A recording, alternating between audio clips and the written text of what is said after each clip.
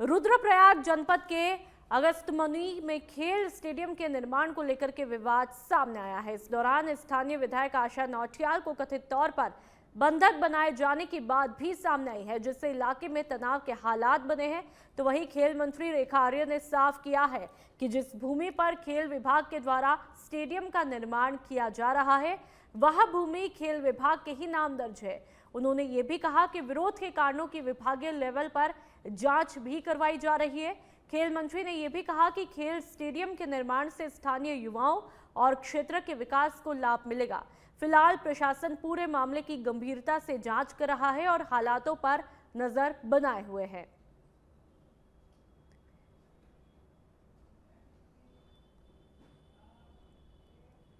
बांग्लादेश में हिंदू समुदाय पर हो रहे कथित अत्याचारों को लेकर के हरिद्वार से कड़ा बयान सामने आया है।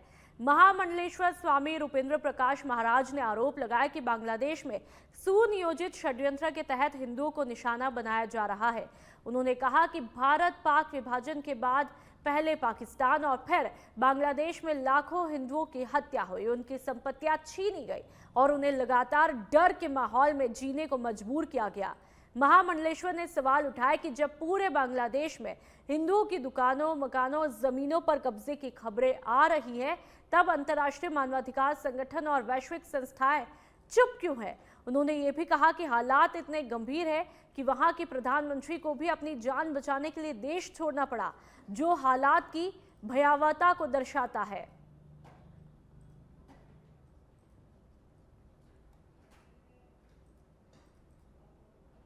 पूरे बांग्लादेश में जिस प्रकार से हिंदुओं की संपत्तियों को लूटा गया है, उनकी दुकानें, उनके मकान, उनकी ज़मीन सब वहाँ के गुंडों ने लूट ली है और पूरा विश्व मौन है, कोई भी बोलने को तैयार नहीं है।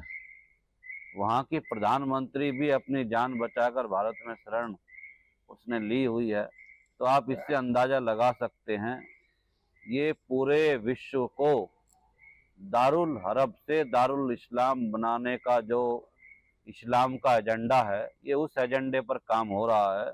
ये केवल हिंदू मुस्लिम का विषय नहीं है, ये 57 देश मुस्लिम हो गए हैं पूरे वर्ल्ड में, और जिस देश में हिंदू रहते हैं उनको कैसे समाप्त किया जाए, उनको कैसे लूटा जाए, ये एक बहुत बड़ा सुनियोजित षड्यंत्र है। इसको हिंदू समाज को समझना पड़ेगा।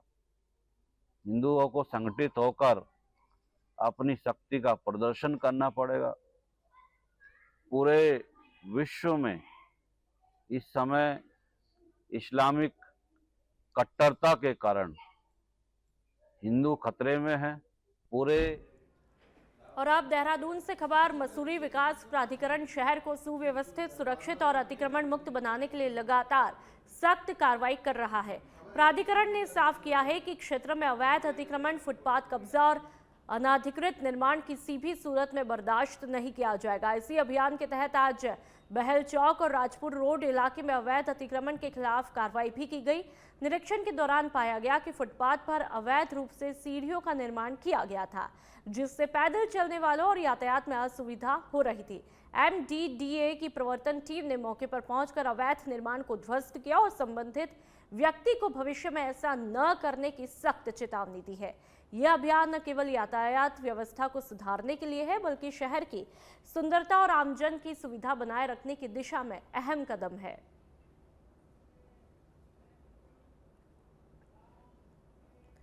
और अब खबर दिनेशपुर से। दिनेशपुर थाना क्षेत्र से गंभीर और संवेदनशील मामला सामने आया है, जहां पर कालीनगर स्थित राजकीय इंटर कॉलेज जयनगर में कक्षा 10वीं की एक छात्रा ने स्कूल के एक शिक्षक पर अशोभनीय भाषा का प्रयोग करने का आरोप लगाया है।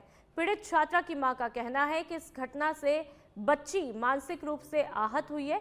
आरोप सामने आने के बाद स्कूल प्रशासन, स्थानीय जनप्रतिनिधियों और अध्यापकों की बैठक करके मामले को आपसी सहमति से सुलझाने का दावा भी किया गया। लेकिन हैरानी की बात तो यह है कि न तो पुलिस को सूचना मिली और न ही कोई लिखित शिकायत दर्ज करवाई गई।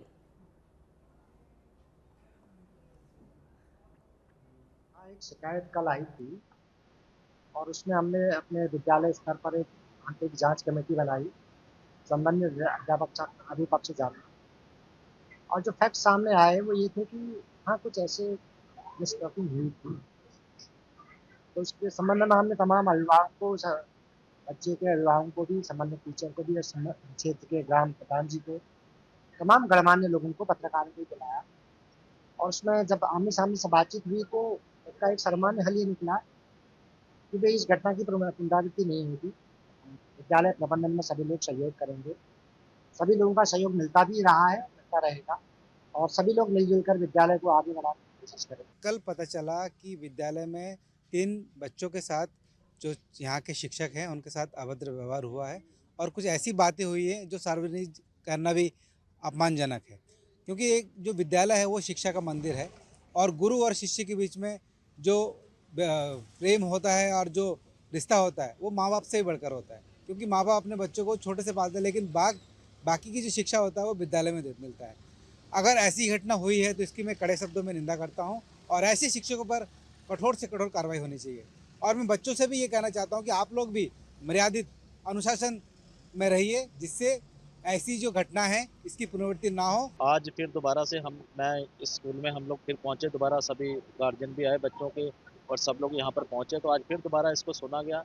तो उसमें गलती जो है उसमें पाई गई उनकी, तो उसमें तुरंत उन्होंने, स्कूल वालों ने भी कार्रवाई करने का भरोसा पूरा उस पर दिया और आगे से भविष्य में ऐसी कोई बात ना हो तो इसके लिए भी प्रिंसिपल साहब ने हमें पूरा आश्वासन दिया है। मैं ये चाहती हूँ जो हमारी बेटियाँ इस स्कूल में पढ़ने के लिए हम भेजते हैं, तो हम माता पिता यहाँ शिक्षा लेने के लिए भेजते हैं। अब उस शिक्षक ही अगर ऐसे हमारे बच्चों के साथ हरकत करे तो हम माए क्या चुप बैठे रह सकते हैं? उत्तराखंड की राजधानी देहरादून में वायु प्रदूषण लगातार खतरनाक स्तर पर पहुंचता जा रहा है। स्वच्छ आबोहवा के लिए पहचाने जाने वाले देहरादून का एयर क्वालिटी इंडेक्स 290 के पार पहुंच चुका है, जो कि स्वास्थ्य के लिए बेहद हानिकारक माना जाता है। उत्तराखंड प्रदूषण नियंत्रण बोर्ड के मुताबिक मंगलवार को AQI 299 दर्ज किया गया, जबकि PM 2.5 का लेवल 119.83 और PM 10 का लेवल 134.11 रहा। तो वहीं केंद्रीय प्रदूषण नियंत्रण बोर्ड की रिपोर्ट में भी देहरादून का AQI 294 दर्ज किया गया है। पर्यावरणविद डॉक्टर विजय श्रीधर के मुताबिक मौसम में बदलाव और हवा की स्थिरता के कारण फाइन पार्टिकुलेट मैटर बढ़ रहा है, जिससे देहरादून की हवा 200 से 300 AQI की बेहद खराब श्रेणी में बनी हुई है। उन्होंने ये भी बताया कि बारिश न होना, बढ़ता ट्रैफिक, बेवजह जलाए जा रहे अलाव और कूड़ा जलाना भी प्रदूषण बढ़ने के बड़े कारण है। मौसम विज्ञान केंद्र के निदेशक CS तोमर के अनुसार बारिश या तेज हवाओं से AQI में सुधार भी हो सकता है, लेकिन अगले 1-2 दिनों में इसकी संभावना बेहद कम है। ऐसे में आने वाले दिनों में देहरादून की आबोहवा और भी ज्यादा बिगड़ने की आशंका जताई जा रही है। और अब बात मसूरी की, जहां पर छावनी परिषद लंढौर में 2 दिवसीय लंढौर मेले का आयोजन किया गया, जिसका शुभारंभ नगर पालिका अध्यक्ष मीरा सकलानी और छावनी परिषद की CEO अंकिता सिंह के द्वारा किया गया। बीते 11 सालों से लगातार आयोजित हो रहा ये मेला अब अंतर्राष्ट्रीय लेवल पर अपनी अलग पहचान बना चुका है। मेले में देश विदेश से पर्यटक और बड़ी संख्या में स्थानीय लोग वहां पर पहुंच रहे हैं।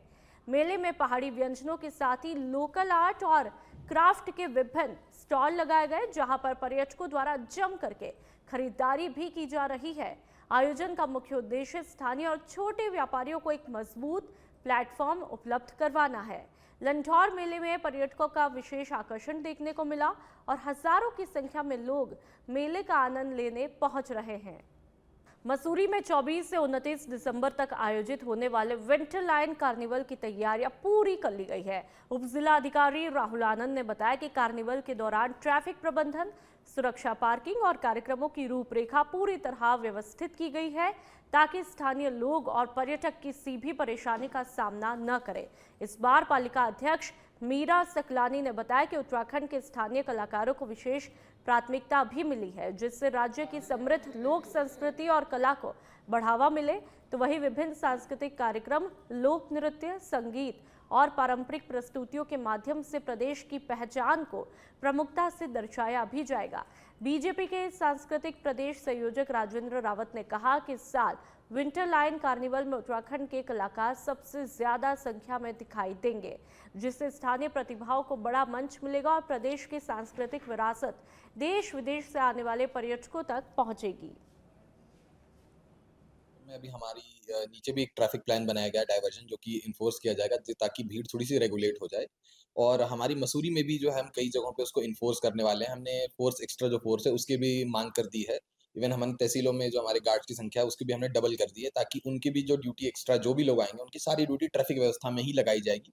क्योंकि हमारे लिए जैसे आने वाला जो समय है वो कार्निवल होगा, मसूरी कार्निवल, जो मसूरी की चार्म है और हमारी इस पर्यटन सीजन की जो रौनक है उसको बरकरार रखने के लिए जो भी प्रयास किए जाएंगे हम वो करेंगे, ताकि साथ में और पार्किंग्स को भी रेगुलेट किया जाएगा और जो हो सकता है अगर ज़रूरत पड़ने पे शटल सेवा भी चलाई जाएगी। से लेकर के 29 तारीख तक विंटर कार्निवल होने जा रहा है और इसी बीच 25 तारीख को क्रिसमस डे भी है और हमारा जो 25 तारीख को हमारा पूर्व प्रधानमंत्री स्वर्गीय अटल बिहारी वाजपेयी जी की भी जयंती है।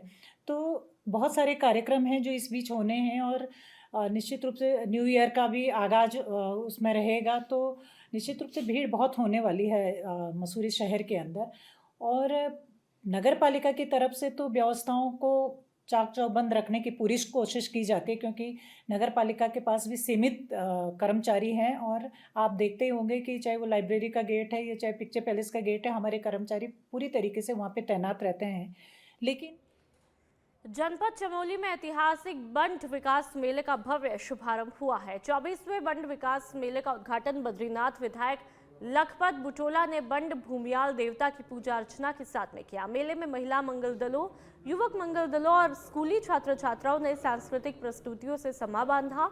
इस 7 दिवसीय मेले में 40 गांवों की महिला मंगल दलों और युवाओं ने बढ़ चढ़ के भागीदारी भी निभाई है। मेले में बड़ी संख्या में व्यापारिक दुकानें लगाई गई है, तो वहीं सरकारी स्टॉलों के माध्यम से लोगों को विभिन्न जन कल्याणकारी योजनाओं की जानकारी और लाभ दिया जा रहा है। मेला अध्यक्ष देवेंद्र नेगी ने बताया कि ये आयोजन केवल सांस्कृतिक मेला ही नहीं बल्कि विकास का मंच है, जहां से घोषित योजनाएं आज धरातल पर लाभ पहुंचा रही है। विधायक लखपत बुटोला ने अपने मेले को क्षेत्र के चौमुखी विकास और सांस्कृतिक संरक्षण का प्रतीक बताते हुए हर संभव सहयोग का आश्वासन दिया है। और अब देहरादून से खबर, जहां पर सीएम के निर्देशों के क्रम में संवेदनशील क्षेत्रों में बढ़ेगी निगरानी। मानव वन्यजीव संघर्ष पर जिला प्रशासन अलर्ट है। मानव वन्यजीव संघर्ष की सूचनाओं पर तुरंत कार्रवाई के लिए डीएम ने बनवाया त्वरित रिस्पांस ग्रुप। मानव वन्यजीव संघर्ष रोकने को हाईटेक कदम बताया। डीएम ने आधुनिक उपकरणों के लिए बजट भी मंजूर किया।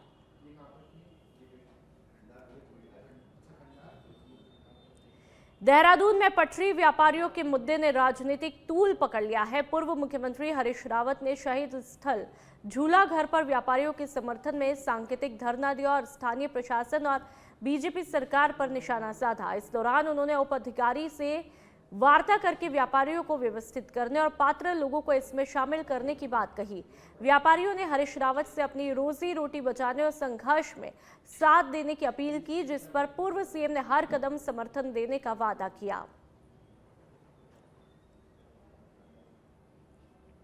स्थानीय कांग्रेस का सब लोगों का, जिसमें हमारे पूर्व विधायक भी सम्मिलित हैं, पूर्व नगर पालिका अध्यक्ष सम्मिलित हैं, पूर्व अध्यक्षगण सम्मिलित हैं और जो यहाँ से चुनाव लड़े हैं अलग अलग पदों के लिए, वो सारे लोग सम्मिलित हैं।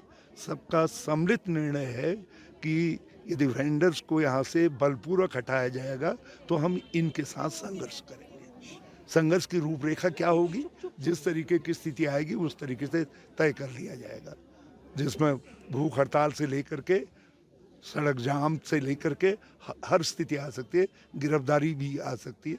हम सब चीज़ों के लिए तैयार हैं। वेंडर्स के लिए जो वेंडर्स का संघर्ष है वो आजीविका का संघर्ष है, पेट का संघर्ष है। और हमारा स्पष्ट कहना है कि आप वेंडर्स को जहां उनकी आजीविका ठीक तरीके से चल सकती है वहां उनको उत्तराखंड में सियासत गरमाई हुई है। बीजेपी के ऑफिशियल पेज पर पूर्व मुख्यमंत्री हरीश रावत का एआई जनरेटेड वीडियो शेयर किया जाने के बाद उन्होंने अपना बयान भी जारी किया है। हरीश रावत ने आक्रोश व्यक्त करते हुए कहा कि क्या अब राजनीति में सच की कोई जगह नहीं बची। उन्होंने बीजेपी के नेताओं से कहा वे अपने झूठ के लिए राज्य की जनता से माफी मांगे। रावत ने चेतावनी दी है कि सोशल मीडिया पर उनके खिलाफ आर्टिफिशियल इंटेलिजेंस का सहारा लेकर जो झूठा नैरेटिव फैलाने का प्रयास किया जा रहा है, यदि उसे तुरंत डिलीट नहीं किया गया और सार्वजनिक रूप से वापस नहीं लिया गया तो ये बीजेपी और तथाकथित धाकड़ धामी की असलियत को उजागर करेगा।